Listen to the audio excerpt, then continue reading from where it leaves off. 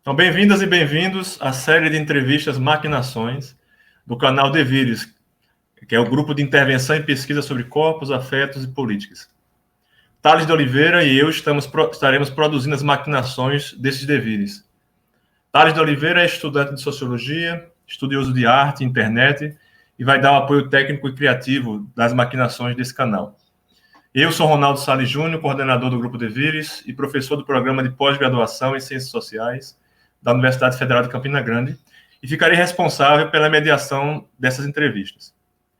O Grupo Devires é formado por pesquisadores de diferentes instituições acadêmicas que buscam experimentar as possibilidades analíticas e políticas da associação entre corpos, políticas e afetos em múltiplos agenciamentos coletivos, que permitem o funcionamento e reprodução de diferentes formações sociais capitalistas, heteropatriarcais e coloniais, ou que levam à sua contestação e transformação. Como parte da atividade do Grupo de Devires, hoje daremos início à primeira entrevista da série Maquinações, que buscam pensar como corpos, afetos e políticas se agenciam nas múltiplas experiências de ativismo e pensamento. Nas maquinações de hoje estaremos compondo com Emerson Santos, ativista do coletivo Lutas e Cores e coordenador nacional da Articulação Brasileira de Jovens, Lésbicas, Gays, Bissexuais, Travestis e Transsexuais, tendo como seu grande compromisso, segundo ele próprio, as lutas pelo direito de amar e de ser feliz. Buscando conciliar ativismo e pesquisa acadêmica, Emerson atualmente é doutorando em Ciências Sociais pela Universidade Federal de Campina Grande. É autor do livro LGBTfobia na Educação e a Atuação da Gestão Escolar, resultante da sua dissertação de mestrado em Educação Contemporânea pela Universidade Federal de Pernambuco e publicado pela editora Apres em 2019. Para me ajudar na entrevista de hoje, teremos o sociólogo Luiz Henrique Cunha, pesquisador do Devires e coordenador do Programa de Pós-Graduação em Ciências Sociais da Universidade Federal de Campina Grande. Para iniciar, Emerson, as perguntas, a primeira pergunta que eu gostaria de fazer é: quais são as tuas maquinações atuais? Bom, primeiro eu queria agradecer o convite do Devires e dizer da honra que é estar partilhando esse momento com vocês e ser o convidado do primeiro vídeo do grupo. Para mim é muito importante e acho que esse grupo tem condições de proporcionar boas experiências para estudantes, professores, para a gente pensar coletivamente questões contemporâneas da vida social, sobretudo a partir de referenciais teóricos um pouco nada convencionais, digamos assim. Então, agradecer o convite de vocês. Bom, minhas maquinações atuais, elas têm dois desdobramentos principais. A primeira delas, e para mim que é a mais prioritária, é a luta no ativismo LGBT, do qual eu faço parte desde meados de 2013 até o presente momento. E, na outra ponta, tem as minhas inserções acadêmicas e reflexões, que também são retroalimentadas pela essa luta e essa atuação no ativismo. Bom, agradeço o convite de Ronaldo para participar dessa entrevista com Emerson. Emerson, que bom lhe ver, mesmo nesses momentos pandêmicos.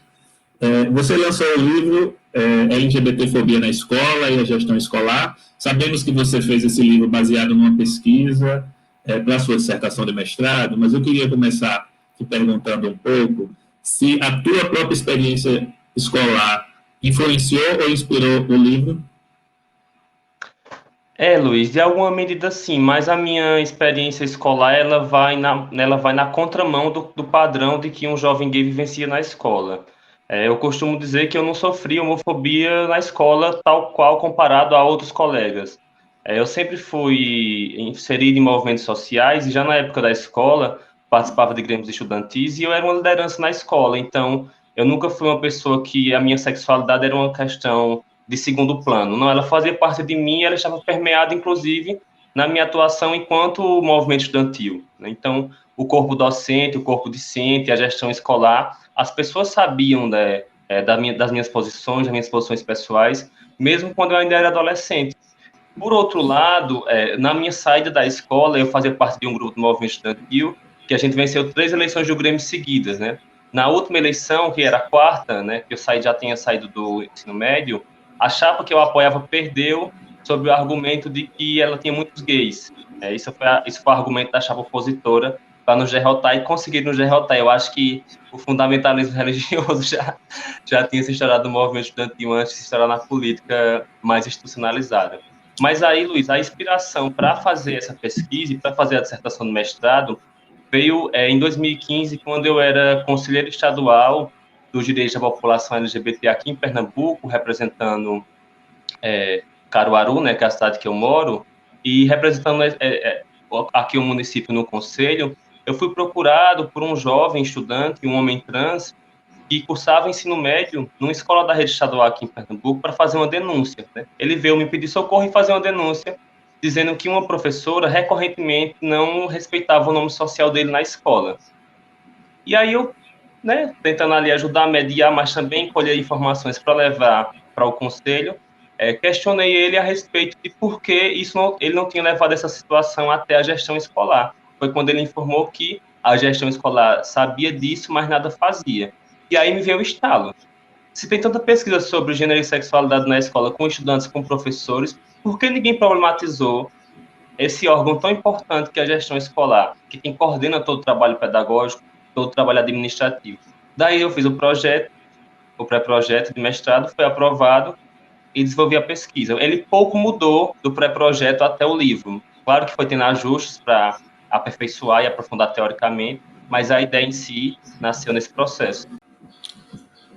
Emerson, mudando um pouco de assunto, você faz parte de uma nova geração de militantes LGBTQIA+, uma geração que certamente enfrenta um desafio muito particular, que é conviver com um governo que foi eleito atacando os direitos LGBTQIA+. E como é que está o ânimo da militância hoje? Luiz, de fato, a minha geração é uma geração que ela passou por um processo bem paradoxal, né? Porque ela se insere no movimento LGBT. Eu tenho 28 anos, né, recém-completos. Só tenho mais 2 anos de juventude, segundo o Estatuto da Juventude. A minha geração é uma geração que ela se insere no movimento, ela começa a ser adolescente ali em meados dos anos 2000 com o governo Lula. Um governo que implantou inúmeras iniciativas, né, de promoção da cidadania e dos direitos humanos da população dita até então LGBT. Então, minha geração pega tudo isso, minha geração começa, de fato, a atuar no movimento LGBT a partir de 2010, nessa última década, e aí você já tem um processo de fortalecimento da organização de um setor mais conservador, sobretudo aquele ligado aos setores mais conservadores da Igreja Evangélica e da Igreja Católica, né? Então foram muitos acontecimentos que elevaram a militância, fortaleceram a militância para além das ruas, mas também nas redes sociais, mas que meio que foi comungado com um balde de água fria com a eleição do Bolsonaro, porque a eleição do Bolsonaro é a expressão, né, a expressão maior de uma oposição organizada a nossas agendas. Emerson, só um contraponto aqui. Você falou aí das ações dos governos progressistas, isso implicou também, quer dizer, não sei se eu posso dizer isso, mas uma certa institucionalização da luta LGBTQIA+. Alguns militantes, inclusive, foram chamados para integrar diferentes governos, não apenas na esfera federal, mas também nas esferas estaduais e municipais. E hoje, refletindo sobre esse processo, você acha que essa institucionalização normalizou o movimento ou diminuiu a radicalidade? Você percebe algum tipo de dificuldade com esse processo de institucionalização do movimento? Eu compreendo, Luiz, que há desafios em todos os processos de institucionalização de movimentos sociais, né? E que isso, inevitavelmente, acarreta alguns problemas, seja o movimento LGBT, o movimento feminista já passou por isso, o movimento negro também já passou por isso, o movimento sindical é uma grande expressão nisso nos governos petistas, e que isso tem um efeito colateral que é, em alguma medida, a redução da capacidade de mobilização dos movimentos sociais, né? Um engessamento no sentido de você não conseguir fazer críticas tão contundentes na medida em que ou você, pessoalmente, ou os seus pares estão ocupando cargos em comissão na administração pública federal, estadual, municipal, enfim, na esfera do Estado. De fato, isso acarreta alguns problemas, mas, por outro lado, nós não teríamos tantas políticas públicas, tantas iniciativas governamentais tantas legislações, tantas decisões judiciais, se o movimento LGBT no Brasil não tivesse feito esse processo, né, de institucionalização. Porque quem desenvolveu as políticas públicas e as iniciativas governamentais fomos nós ativistas, né? Somos nós que temos a expertise, né? Ou você acha que os burocratas da administração pública federal, estadual e municipal conhecem nossas pautas? Eles não sabem nem o que é. Então, de fato, para você ter tantas políticas públicas como houve na educação, na saúde, no campo da assistência social e tantos direitos conquistados, isso foi necessário. Agora, por outro lado, também acarretou esse problema. Mas o que acontece é que quando a gente fez um processo de institucionalização tão forte, e quando a gente pensa hoje em movimento LGBT, a gente já pensa nas ONGs, nas federações, nas organizações. A gente não pensa mais em ativismo LGBT como uma performance artística, como um lançamento de um poema, como uma roda de jovens LGBTs ocupando uma praça de uma cidade. A gente não pensa mais movimento LGBT nessa perspectiva, porque com essa aproximação nossa da política, né, então o movimento LGBT ficou muito associado a instituições, organizações, ONGs. Mas eu acho que o nosso movimento é muito maior que isso, e que bom que ele é maior que isso. Bom, Emerson, queria que você comentasse um pouco, porque o debate atual, tanto no campo sobretudo no campo da esquerda, né, não só da militância, mas também dos intelectuais de esquerda, tem girado em torno do debate sobre a noção de identidade. Enfim, há um debate sobre os limites da noção de identidade, do problema do lugar de fala, né, da questão da unidade e homogeneidade ou não dos movimentos. Você usou uma palavra importante, da diversidade. E como você disse, o movimento LGBTQI+, ou também o que alguns teóricos chamam de queer, né, em contraposição também a essa noção, é caracterizado por essa pluralidade de formas de expressão de sexualidade, de gênero e de identidade. Eu queria que você comentasse um pouco sobre esse debate sobre identidade, pós-identidade e os limites do lugar de fala no movimento e na formulação de políticas públicas. Bom, Ronaldo, é uma questão bastante complexa, não é fácil de responder, porque até para me colocar nessa pergunta, eu estou em dois lados dela.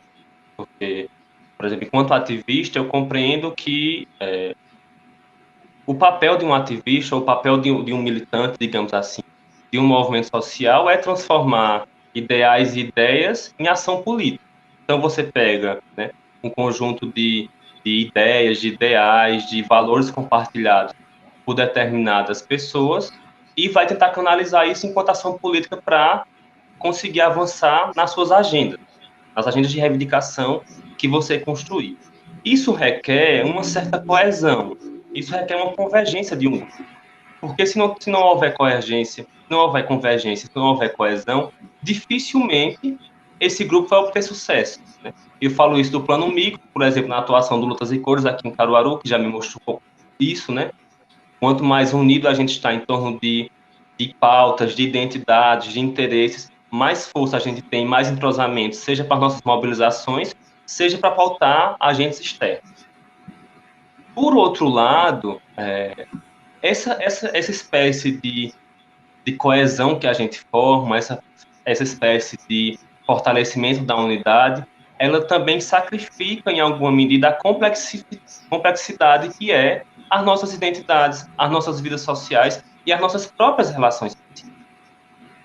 Então, esse processo de transformar ideais e ideias em ação política, ele não é um processo simples nem fácil. Pelo contrário, ele é difícil e dolorido em grande medida. De outro lado, enquanto pessoa que se propõe a estar na academia, a desenvolver esforços de pesquisa, a desenvolver um certo exercício de reflexão sobre a realidade, eu compreendo que o papel dessa pessoa, né, do sujeito, do intelectual que se propõe a refletir sobre a realidade, é ampliar, né, essa complexidade que os movimentos sociais precisam reduzir para poder implementar a sua agenda política.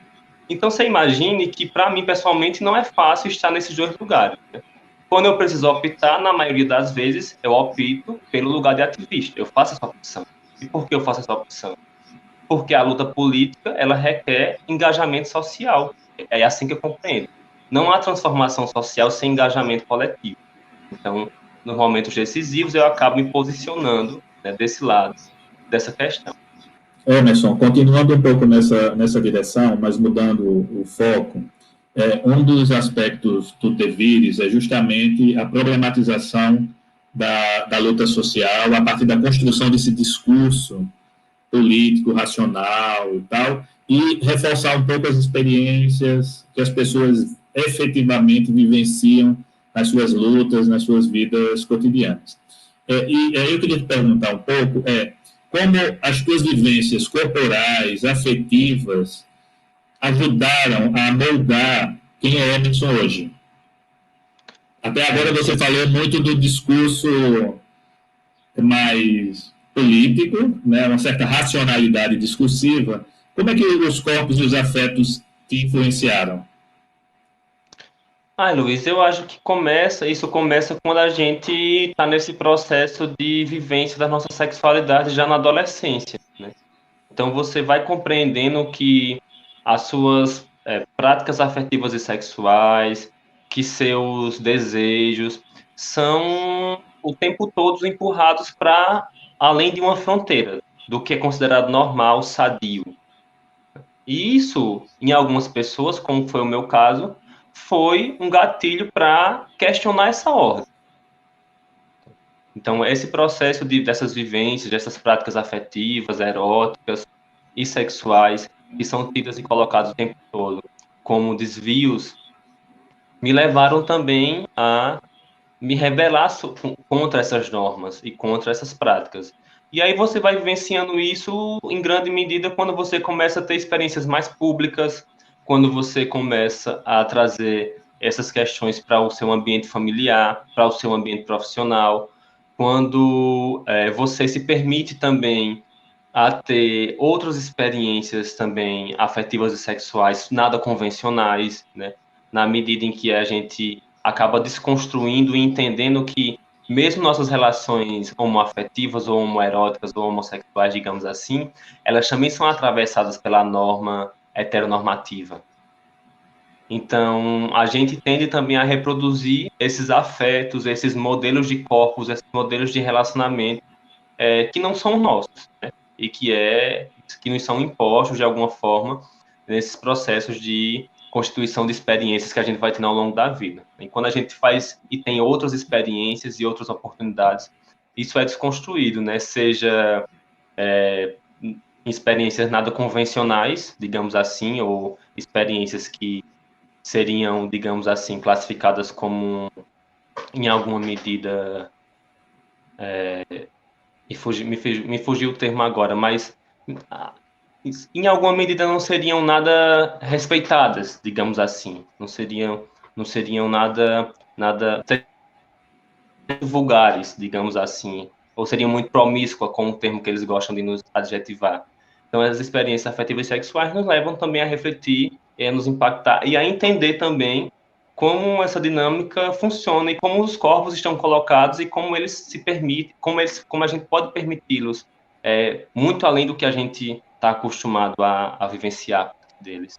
Eu queria, Emerson, aproveitar eu acho que o Luiz trouxe, e linkando um pouco com a tua resposta à pergunta anterior também, sobre a necessidade, vamos dizer assim, da ação política, recuperando um pouco o que você falou aí nessa última resposta sobre a questão da heteronormatividade, né? E da expressão também do corpo e dos afetos e dessa diversidade dessas experiências na experiência e na militância, né? Porque alguns intelectuais também e lideranças políticas têm provocado até que ponto essa heteronormatividade também não se expressa, como você colocou, também na forma como a ação política se organiza, né? Parece que a nossa gramática política ela ainda se faz da mesma forma do modelo heteronormativo, mesmo muitas vezes, como você colocou, mesmo na militância LGBTQI+, né? Nesse sentido, alguns têm provocado para a necessidade do exercício da imaginação política, da imaginação, né, cultural e militante e tal. E aí eu te pergunto, nesse sentido, que exercícios de imaginação você, em particular, e outras lideranças que você conhece, tem feito no sentido também de reinventar, para além dos modos... Porque parece que a resposta da esquerda para uma certa tendência regressiva do ponto de vista político é regredir junto para respostas também já tentadas, né, já exercitadas na história. Que outros caminhos você imagina, ou presencia, ou pensa, ou sonha, ou devaneia para a militância, não só LGBTQI+, mas até que ponto ela também pode como é que a gente poderia dizer, nos dar exemplos de outros modos de militar a partir da diversidade, né? E com ela. Sim, Ronaldo, esse também não é um caminho fácil para os movimentos sociais e para os ativistas e as ativistas, porque pensar e imaginar e refletir sobre as práticas políticas é um processo que muitas vezes não nos é furtado, sobretudo para quem ocupa postos de liderança, que o tempo todo tem que estar dando resposta à demanda, tem que estar se posicionando, tem que estar construindo agendas, tem que estar construindo unidade e tem que estar muito ligado e sintonizado também nas disputas internas do próprio movimento, que eu acho que isso também é um elemento importante a ser considerado nesse processo. Mas eu tenho percebido que há um esforço, pelo menos no caso do movimento LGBTQIA+, especialmente nesse momento histórico que a gente está vivendo, tem havido um esforço de organizações, mesmo aquelas mais tradicionais, de buscar novas alternativas de organização e mobilização política, né? Para que a gente consiga, de alguma forma, se contrapor a esse momento que a gente está vivendo, mas também se contrapor sem perder nossas identidades, nossas marcas, o que a gente defende, o que a gente acredita. Então, são questões que estão na ordem do dia do movimento, que estão nessa ebulição todas que a gente está vivendo, mas eu tenho percebido algumas iniciativas. Não são receitas prontas, não são coisas que vão dar certo ou que vão dar errado, mas acho que são possibilidades que estão sendo construídas na medida em que agora, nesse momento, a gente, apesar de estar vivendo uma dificuldade muito grande, estamos tendo uma oportunidade que nunca tivemos, que é, depois de muito tempo, estar fora das instituições, em interlocução direta com o Estado. Nós não estamos mais em interlocução direta com o Estado, pelo menos a nível federal. Não há mais portas, não há mais diálogo, não há mais aproximação com nenhum ministério da esplanada dos ministérios. Não há essa possibilidade. Emerson, então, a gente agora tem a oportunidade de refletir sobre essas questões todas. Mudando um pouco de assunto, acho que a gente já está chegando próximo ao final da entrevista, mas, quer dizer, o Brasil tem uma situação bem contraditória, quer dizer, ao mesmo tempo que você tem um país que mais mata transexual no mundo, você tem artistas transexuais que fazem sucesso para além do público LGBTQIA+, e isso expressa uma contradição interessante, né? Ao mesmo tempo, também, você tem uma forte economia LGBT, digamos assim, que está movimentando uma série de ações dessas companhias e dessas empresas. Então, aí eu coloco um pouco algumas questões para você, no sentido da relação com a cultura, da relação com o capitalismo, e, ao mesmo tempo, a pergunta talvez simplificar no sentido de que mundo você sonha? Nossa, é bem profundo, né? Bom, eu vou falar primeiro em termos ideais, depois as utopias, né? Bom, o movimento aqui no Brasil, ele também tem uma aproximação muito forte com o mercado, né? Tem inclusive já tese sobre isso, uma tese muito interessante da Isadora Lins França, que foi feita lá na Unicamp, bastante interessante, essas conexões, né, entre movimento, mercado, enfim, e cultura. A maior expressão disso são as paradas da diversidade, né? Você vai numa parada da diversidade e há vários trios patrocinados por empresas extremamente neoliberais e com práticas totalmente desrespeitosas aos direitos trabalhistas, como, por exemplo, a 99 Pop, a Uber, né, bancos, a Coca-Cola, uma série de companhias estão patrocinando todas as paradas da diversidade no Brasil, desde aquelas mais pequenininhas nas cidades menores até as gigantescas, como uma parada em São Paulo. Então, de fato, há uma aproximação muito grande e o movimento, e setores do movimento LGBT, é importante dizer isso, porque é um setor organizado, inclusive, e assentado numa crítica bastante, de uma perspectiva marxista no movimento, mas que não é hegemônico esse setor, há uma interlocução muito forte e uma capacidade de crítica muito aquém do que deveria existir em termos da ordem social que a gente vive, do neoliberalismo, de como isso também impacta na homofobia e nas relações de opressões e opressão que a gente vivencia enquanto sujeitos que não estão na norma padrão. Então, de fato, há esse processo e o movimento deveria refletir mais sobre isso, nós deveríamos pensar mais a respeito dessa questão.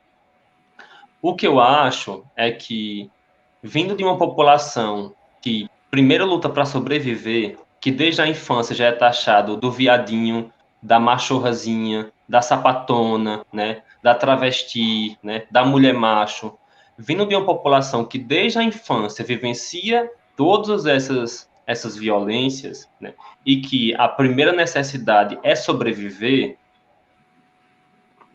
é natural que a gente tenha essa dificuldade de crítica à ordem econômica, né? Mesmo porque, para nós LGBTs, o empoderamento econômico é importantíssimo, no sentido de que ele rompe ciclos de violência. Se nós moramos com nossos pais, nós podemos sofrer muita violência. Se nós moramos sozinhos, nós temos nosso teto, nossa autonomia, nós temos nosso carro, nossa casa. Então, percebam que renda, né, e que capital é importantíssimo para a manutenção da vida dessa população, né? E não estou falando nem de maneira subjetiva, de subsistência ou de condições de vida melhores, estou falando de sobreviver mesmo, né? E de romper de ciclos de violência. Dito isso, eu penso que dificilmente o movimento no curto prazo vai conseguir problematizar o quanto o neoliberalismo, né, a intensificação do neoliberalismo, o próprio capitalismo, impacta diretamente nas nossas vidas, na nossa subjetividade. Então, são, de fato, questões que a gente precisa aprofundar. Indo para a última parte da tua reflexão, da tua indagação, na verdade, a respeito de qual o mundo que eu sonho, né? A minha utopia é que a gente tenha um mundo onde as pessoas possam expressar livremente seu desejo, suas formas de afeto, suas vivências, onde todo mundo tem o direito de amar, de ser feliz, né, de ter prazer. Né? É esse o mundo que eu tenho e que isso não seja mais uma questão de piada, de morte, de violência, uma questão onde você pode ser diminuído, né, por aquilo que você acredita, por aquilo que você sente. Então, eu tenho essa utopia, mas acho que minha geração dificilmente vai conseguir assistir esse mundo plenamente livre de violência, mas também tenho muito orgulho da responsabilidade que eu assumi para a construção desse mundo, né, para a construção diária desse mundo e para o fortalecimento, né, de uma política, digamos assim, da diversidade. Né? Ok, Emerson, a gente te agradece, cara, foi um prazer imenso te receber aqui nessa primeira maquinação, né? Estamos maquinando mesmo aqui, experimentando aqui as técnicas de edição, o uso da tecnologia do canal, e foi um prazer te ter aqui, né, construindo e maquinando junto com a gente esse espaço. Agradecer a você, agradecer também ao Luiz Henrique, né, que também topou, né, não apenas para participar aqui, mas faz parte do processo criativo desse espaço. Então, também é à disposição aí para pensar outros formatos, outros temas, outras, né, questões para frente. Agradeço a vocês aí, né, me coloco à disposição o Grupo Devi e esse espaço para outros momentos, ok? Valeu, Emerson, valeu, Luiz. Quiserem dar ainda uma última palavrinha antes da gente Não, só agradeço o convite e parabenizo o Emerson pelo trabalho e pela luta que tem assumido em nome da causa LGBTQIA+. Valeu, gente. Foi ótimo. Então, obrigado. Obrigado a vocês, obrigado a quem aí está nos assistindo também. Espero que esse espaço possa se tornar um espaço útil e também, ao mesmo tempo, provocador, né? Não só de reflexão, mas de ação, realmente para a transformação das atuais estruturas aí, né? Heteropatriarcais, normativas, racistas, coloniais, etc., né? Capitalistas, e que esse espaço possa se tornar um espaço que fortaleça essas lutas e essas formas de experimentação e emancipação. Beleza, pessoal? Então, até uma próxima. Até mais.